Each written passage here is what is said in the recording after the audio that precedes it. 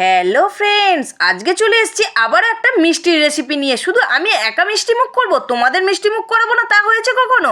তাই এই ভিডিওটা নিয়ে তোমাদের সাথে শেয়ার করতে চলে এলাম। আজকে একদম দোকানের মতো রসালো বোঁদে তৈরি করব। আর আমি কিন্তু বোঁদেটা বাড়িতে বানাবো না, আজকে দোকান থেকে একটা সুন্দর প্যাকেট কিনে নিয়ে চলে এসেছি শুকনো বোঁদের। আর এই শুকনো বোঁদেটাকে দিয়ে সুন্দর একটা রসালো বোঁদে তৈরি করব। তার জন্য একটা কড়াই বসিয়ে দিয়েছি, দিয়ে দিলাম পৌনে 1 বাটির মতো চিনি। এবার ওই বাটিটাই মেপে আমি পৌনে 2 বাটির মতো জল দিয়ে দিলাম, দিয়ে রসটা তৈরি করে নেব। ওই রসের মধ্যে 2টো এলাচ আর কিছুটা দারুচিনি দিয়ে খুব সুন্দরভাবে ফুটিয়ে নিলাম। তারপর কিছুটা ফুড কালার দিয়ে দিলাম, দিয়ে বেশ কিছুক্ষণ ফুটিয়ে নিলাম।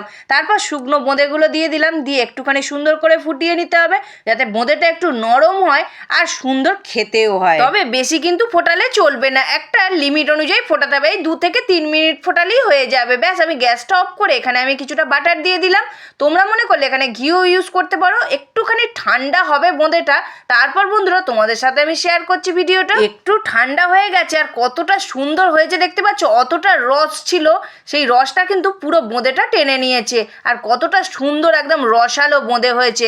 বন্ধুরা দেরি না করে মিষ্টি খেতে ইচ্ছা করলে দোকান থেকে এরকম শুকনো বোঁদের প্যাকেট কিনে নিয়ে চলে এসো, আর আমি যেভাবে বানিয়েছি এইভাবে বানিয়ে ফেলো, তাহলেই চটজলদি মিষ্টি মুখ হয়ে যাবে। বন্ধুরা আজকে মিষ্টির রেসিপিটা কেমন লাগলো অবশ্যই একটা কমেন্ট করে জানাবে। আর আজকের ভিডিওটা যদি ভালো লেগে থাকে সাবস্ক্রাইব করবে স্বাদের খোঁজে উইথ বান্টির চ্যানেলটিকে।